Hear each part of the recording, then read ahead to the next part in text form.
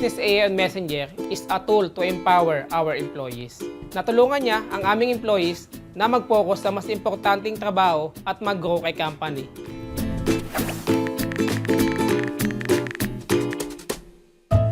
Hi, ako si Nathan Del Mundo, ang may-ari ng Easy Shopping Center Corporation. Easy Shopping Center Corporation is an e-commerce company which has many brands under it, and Grand Tools Corp is one of those which sells power tools and hand tools. Nakipag-partner kami kay Meta way back 2019 at dahil doon, na-recognize din kami bilang pioneer ng e-commerce industry here in the Philippines. Before Business AI on Messenger, 4 yung tao na kinakailangan namin para sumagot sa mga inquiries ng aming customers with regard sa product details at shipping requirement. Nang dumating ang Business AI on Messenger, nag-improve ang sales process at operations namin. At dahil doon, mas nag-increase kami ng advertisement budget kay Meta dahil nakikita namin na wala kaming mamimiss na opportunity.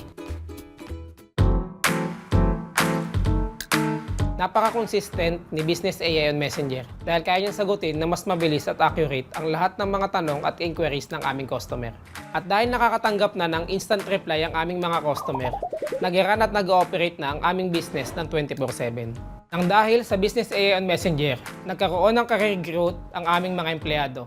Kung dati sila ay CSR, ngayon ay nakakatulong na sila sa ibang department katulad ng advertising, content creation, and marketing. With Business AI on Messenger, we're not just growing our business. We are building a future without limits.